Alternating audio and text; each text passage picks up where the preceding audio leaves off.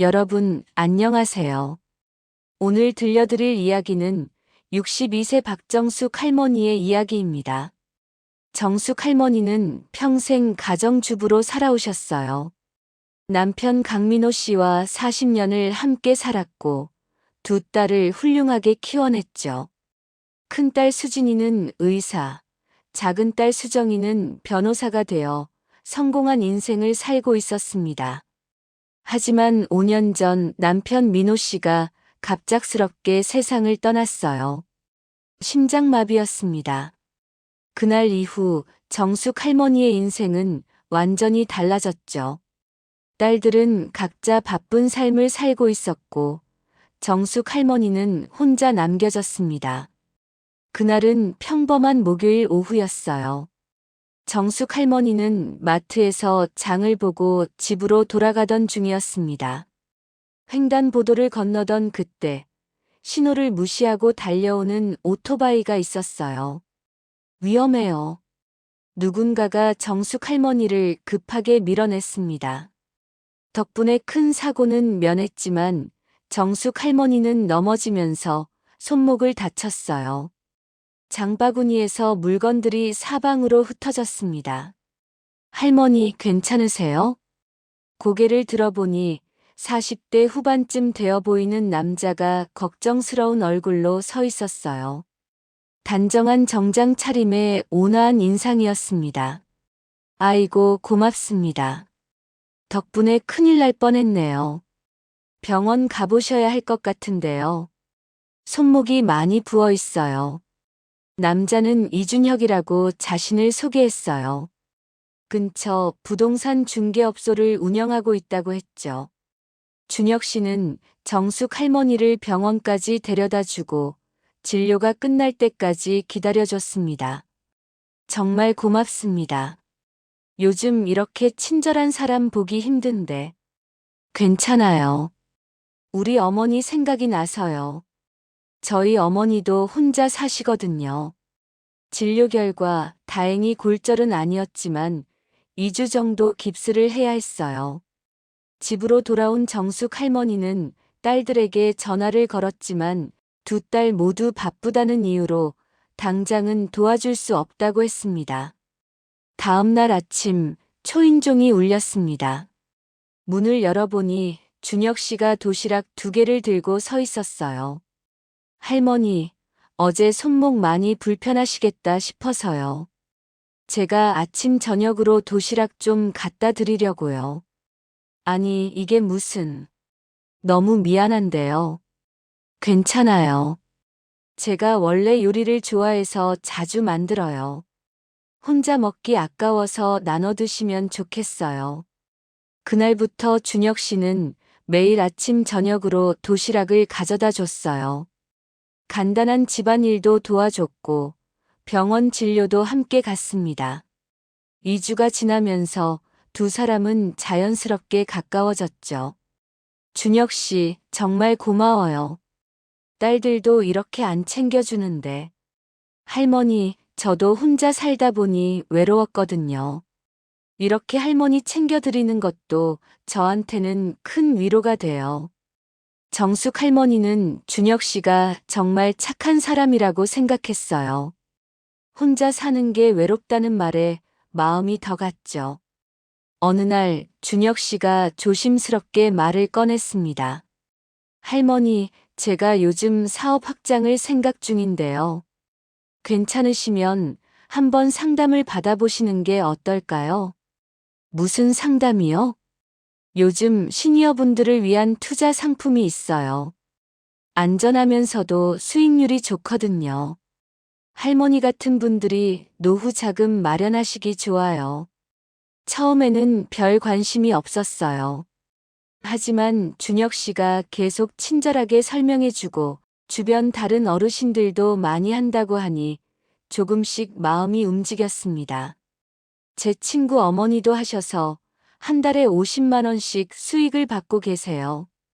안전한 부동산 투자라 원금 손실도 없고요. 정숙 할머니는 고민이 되었어요. 남편이 남긴 보험금과 저축한 돈이 5천만 원 정도 있었거든요. 딸들에게 물려주려고 아껴둔 돈이었지만 딸들은 이미 경제적으로도 여유가 있었습니다. 나도 노후를 좀 편하게 보내고 싶은데. 준혁 씨는 정숙 할머니를 강남에 있는 투자 상담센터로 데려갔어요. 깔끔한 사무실에 정장을 입은 직원들이 있었고 벽에는 각종 수상 경력과 인증서가 걸려 있었습니다. 저희는 정부 인증을 받은 합법적인 투자 회사입니다. 시니어분들의 안전한 노후를 위해 설립되었어요. 상담 직원이 친절하게 설명했어요. 파워포인트로 그래프를 보여주며 수익률을 설명했고 다른 고객들의 만족 후기도 보여줬습니다. 할머니, 처음에는 작은 금액으로 시작해보세요. 1천만 원만 투자하시면 매달 30만 원씩 수익이 나와요. 정숙 할머니는 고민 끝에 1천만 원을 투자하기로 결정했어요. 준혁 씨가 모든 절차를 도와줬고 계약서에 서명을 했습니다. 첫 달이 지났어요. 정말로 통장에 30만 원이 입금되었습니다. 두 번째 달도 마찬가지였어요. 30만 원이 정확하게 입금되었습니다. 정숙 할머니는 준혁 씨를 완전히 신뢰하게 되었죠. 할머니, 추가 투자하시면 수익도 더 늘어나요. 지금 특별 프로모션 기간이라 금리도 더 좋아요. 정숙 할머니는 고민했어요. 하지만 두 달 동안 확실히 수익을 받았고 준혁 씨는 자신을 구해준 은인이었습니다. 의심할 이유가 없었죠. 그럼 2천만 원 더 투자할게요. 세 번째 달 정말로 90만 원이 입금되었어요. 정숙 할머니는 기뻤습니다. 이 돈이면 딸들에게 부담 주지 않고 편하게 살 수 있을 것 같았거든요. 어느 날 딸 수정이가 집에 들렀어요. 엄마, 요즘 어떻게 지내세요? 응, 엄마 잘 지내. 요즘은 수익도 나오고 있어서 괜찮아. 수익이요? 무슨 수익이요? 정숙 할머니는 준혁 씨와 투자에 대해 설명했어요. 수정이의 얼굴이 점점 굳어졌습니다. 엄마, 그거 혹시 폰지 사기 아니에요? 무슨 소리야? 실제로 매달 돈이 들어오는데. 엄마, 제가 변호사잖아요. 요즘 노인 대상 투자 사기가 정말 많아요. 특히 처음 몇 달은 수익을 주다가 나중에 원금까지 다 날리는 수법이에요. 아니야, 준혁 씨는 그런 사람 아니야. 내 생명의 은인이라고. 엄마, 정확히 얼마 투자하셨어요? 3천만 원. 수정이가 깊은 한숨을 쉬었어요. 엄마, 그 회사 이름이 뭐예요? 제가 좀 알아볼게요. 시니어 행복 투자라는 회사야. 수정이는 즉시 휴대폰으로 검색을 시작했어요. 그리고 얼굴이 창백해졌습니다. 엄마, 이 회사, 금융감독원에 등록도 안 된 회사예요. 불법 유사수신 의심 업체 리스트에 올라와 있어요. 그날 밤 정숙 할머니는 잠을 이룰 수 없었어요. 다음 날 아침 준혁 씨에게 전화를 걸었습니다. 준혁 씨, 오늘 사무실에 가보고 싶은데요. 추가 투자를 상담하려고요. 아, 할머니. 죄송한데 오늘은 사무실 이전 중이에요. 다음 주에 오시면 안 될까요? 이상했어요. 갑자기 사무실을 이전한다니. 전화를 끊고 나니 가슴이 철렁했습니다. 수정이와 수진이가 함께 그 사무실에 가봤어요. 사무실은 텅 비어 있었습니다. 하룻밤 사이에 완전히 사라진 거예요. 준혁 씨의 전화는 꺼져 있었습니다. 엄마, 경찰에 신고해야 해요. 지금 당장요. 경찰서에 도착했어요. 수정이가 모든 상황을 설명했고 경찰은 조서를 받기 시작했습니다. 할머니, 이준혁이라는 사람과 처음 어떻게 만나셨나요? 횡단보도에서 오토바이가 달려올 때 저를 구해줬어요. 담당 형사가 고개를 끄덕이며 말했어요. 할머니, 혹시 그 사고가 계획된 것일 수도 있어요. 요즘 조직적으로 움직이는 사기단이 이런 수법을 많이 써요. 일부러 위험한 상황을 만들고 구해주는 척하면서 신뢰를 쌓는 거죠. 정숙 할머니는 충격의 말을 잃었어요. 그렇다면 준혁 씨와의 모든 순간이 거짓이었단 말인가요? 그리고 할머니, 더 나쁜 소식이 있어요. 형사가 컴퓨터 화면을 돌려 보여줬어요. 같은 수법으로 피해를 본 노인들의 리스트가 나왔습니다. 무려 20명이 넘었어요. 이 사람들 모두 비슷한 방식으로 접근당했어요. 친절한 사람이 도와주고 투자를 권유하고 돈을 받아내고 사라지는 거죠. 총 피해액이 현재까지 파악된 것만 8억 원이 넘습니다. 정숙 할머니는 그 자리에서 울음을 터뜨렸어요. 자신만 당한 게 아니라는 사실이 더 참담했습니다. 일주일 후 경찰에서 연락이 왔어요. 이준혁을 체포했다는 소식이었습니다. 다음 날 경찰서 조사실에서 준혁 씨를 만났어요. 전에 보던 온화한 모습은 온데간데 없고 냉소적인 표정의 낯선 사람이 앉아 있었습니다. 준혁 씨, 왜 이런 짓을 한 거예요? 할머니, 비즈니스였어요. 그냥 일이었다고요. 준혁 씨는 비웃듯이 말했어요. 할머니, 솔직히 할머니가 너무 쉬웠어요. 딸들한테 서운해하는 거 다 보였거든요. 그런 사람들이 제일 쉬운 타깃이에요. 정숙 할머니는 가슴이 무너지는 것 같았어요. 더 충격적인 사실이 밝혀졌어요. 준혁 씨는 실제 이름도 아니었고 조직적으로 움직이는 사기단의 일원이었습니다. 오토바이 사고도 계획된 것이었고 매일 가져다 준 도시락도 전략의 일부였던 거죠. 집으로 돌아온 정숙 할머니는 며칠 동안 식음을 전폐했어요. 배신감과 수치심에 외출도 하지 않았습니다. 엄마, 식사라도 좀 하세요. 이러다 쓰러지시겠어요.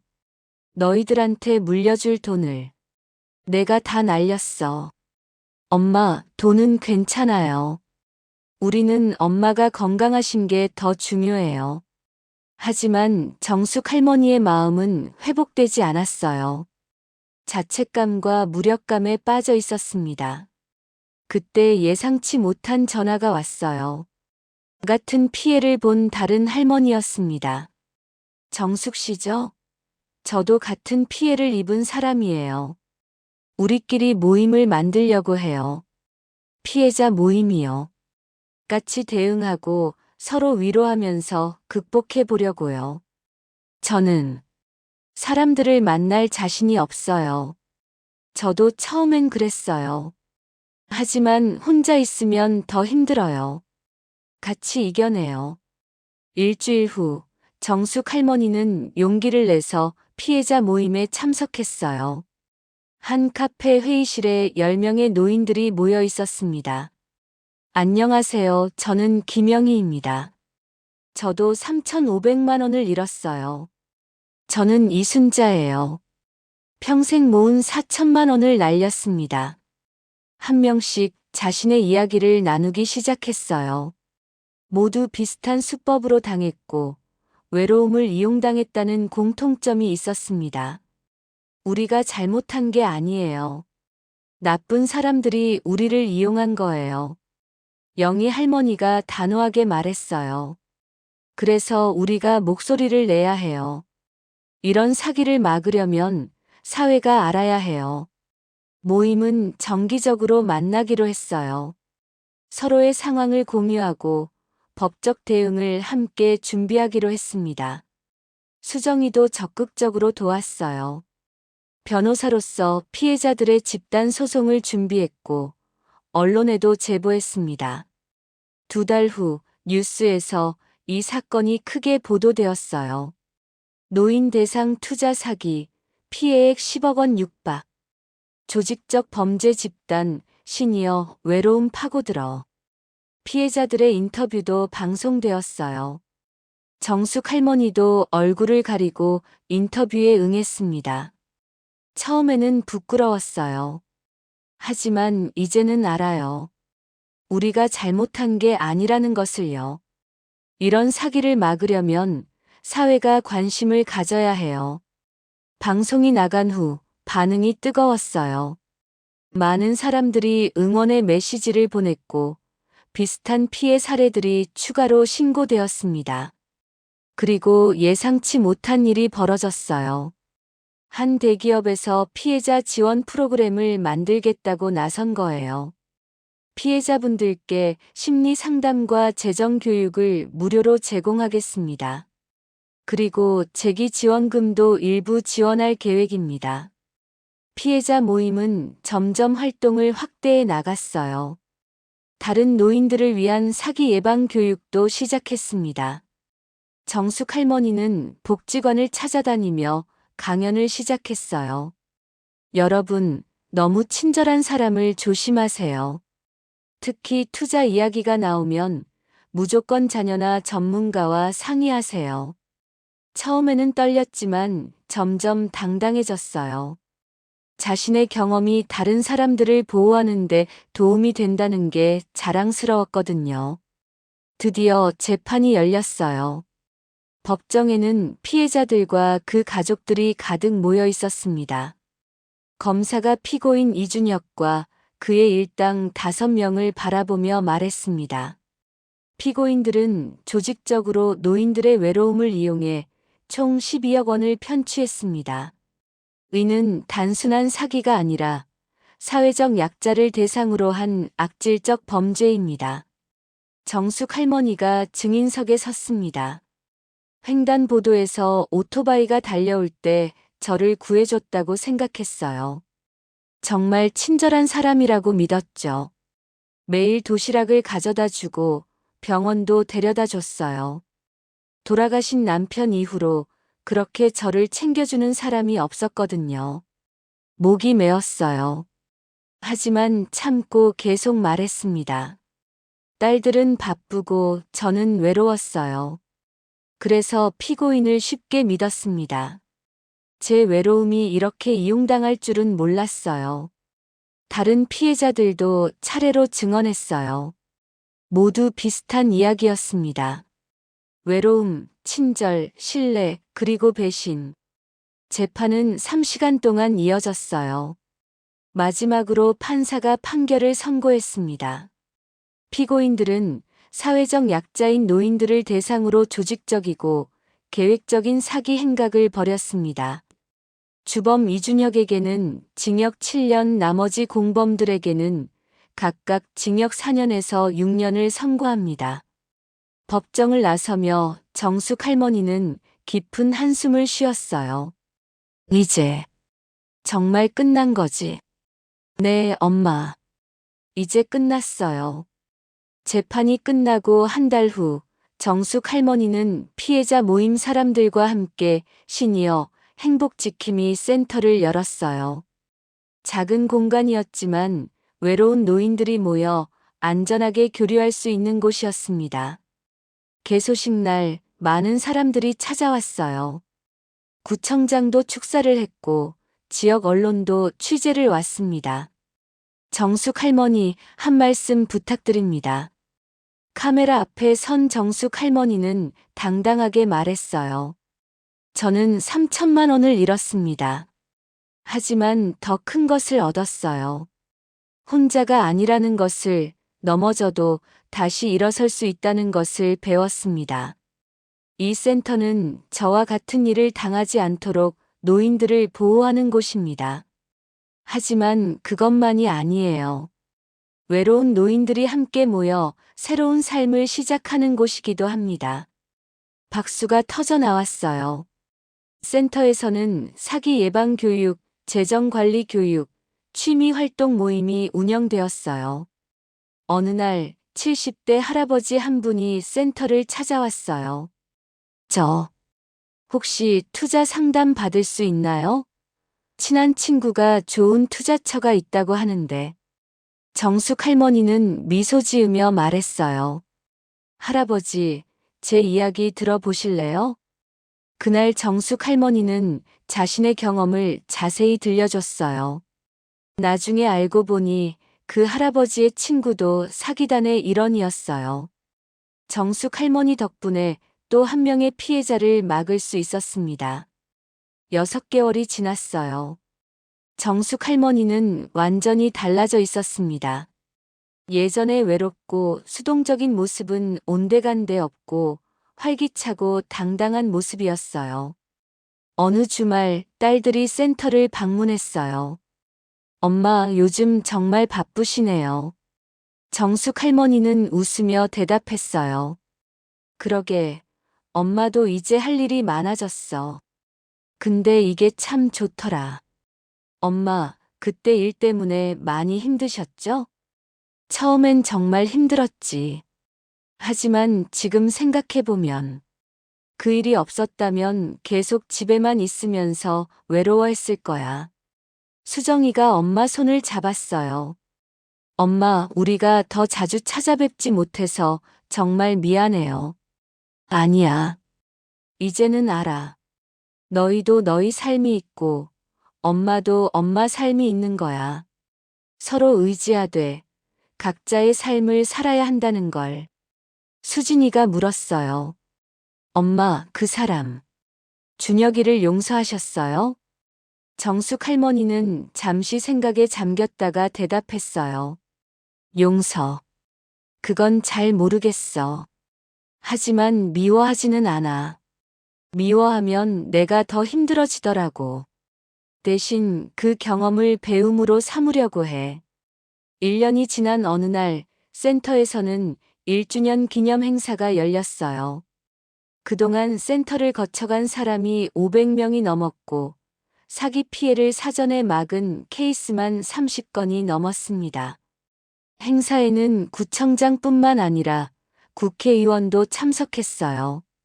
정숙 할머니의 센터는 단순한 피해자 모임을 넘어서 사회적 기업으로 성장했습니다. 이번에 정부 지원 사업으로 선정되어 더 많은 지역으로 확대될 예정입니다. 정숙 할머니는 무대에 올라 소감을 말했어요. 1년 전 저는 3천만 원을 잃고 인생이 끝난 줄 알았습니다. 부끄러워서 사람들을 만나기도 싫었어요. 청중석이 조용해졌어요. 하지만 지금은 다릅니다. 그 일이 저를 더 강하게 만들었고 더 많은 사람들을 도울 수 있는 기회를 주었어요. 박수가 터져 나왔습니다. 여러분, 나이가 들었다고 인생이 끝난 게 아닙니다. 넘어졌다고 다시 일어설 수 없는 게 아니에요. 우리 시니어들도 충분히 새로운 시작을 할 수 있어요. 행사가 끝나고 한 젊은 기자가 인터뷰를 요청했어요. 할머니, 마지막으로 같은 상황에 있는 분들께 한 말씀 해주세요. 정숙 할머니는 카메라를 똑바로 보며 말했어요. 첫째, 혼자 끙끙 앓지 마세요. 도움을 요청하는 것은 약함이 아니라 용기입니다. 둘째, 자신을 탓하지 마세요. 나쁜 건 사기꾼이지 피해자가 아닙니다. 셋째, 포기하지 마세요. 나이가 들었어도 우리는 여전히 가치 있는 존재예요. 마지막으로 외로움을 건강하게 채우세요. 센터든 봉사든 취미든 무엇이든 좋습니다. 혼자가 아니라는 것을 기억하세요. 그날 저녁 정숙 할머니는 딸들과 함께 저녁을 먹었어요. 오랜만에 세 사람이 함께하는 시간이었습니다. 엄마, 건배할까요? 수진이가 물잔을 들었어요. 엄마의 새로운 시작을 위해서요. 세 사람의 잔이 부딪혔어요. 정숙 할머니는 잔을 내려놓으며 창밖을 바라봤습니다. 저녁 노을이 아름답게 물들어 있었어요. 핸드폰에 문자가 왔어요. 센터에서 도움받았던 한 할머니였습니다. 정숙 씨 덕분에 오늘도 사기를 피했어요. 정말 감사해요. 정숙 할머니는 미소 지으며 답장을 보냈어요. 다행이에요. 우리 함께 지켜나가요. 여러분, 정숙 할머니의 이야기를 끝까지 들어주셔서 감사합니다. 이 이야기는 단순한 사기 피해 이야기가 아닙니다. 넘어진 후 다시 일어서는 용기에 관한 이야기이고, 외로움을 건강하게 극복하는 방법에 관한 이야기입니다. 우리 시니어 세대는 결코 약하지 않습니다. 다만 때로는 외롭고, 때로는 도움이 필요할 뿐이에요. 만약 여러분이나 주변 어르신들이 비슷한 상황에 있다면 기억하세요. 첫째, 너무 친절한 사람, 특히 돈 이야기를 꺼내는 사람을 조심하세요. 둘째, 투자 제안을 받으면 반드시 자녀나 전문가와 상의하세요. 셋째, 이미 피해를 당했다면 숨기지 말고 즉시 신고하세요. 당신 잘못이 아닙니다. 넷째, 외로움을 느낀다면 건강한 방법으로 채우세요. 복지관, 센터, 취미 모임 등 안전한 공간이 많이 있습니다. 다섯째, 나이가 들었다고 인생이 끝난 게 아닙니다. 우리는 여전히 가치 있고 새로운 시작을 할 수 있습니다. 여러분도 혼자가 아닙니다. 도움이 필요하면 언제든 손을 내밀어 주세요. 이 이야기가 도움이 되셨다면 주변 어르신들과 꼭 공유해 주세요. 여러분의 작은 관심이 한 분의 어르신을 보호할 수 있어요. 다음에도 더 좋은 이야기로 찾아뵙겠습니다. 구독과 좋아요, 알림 설정 부탁드려요. 감사합니다.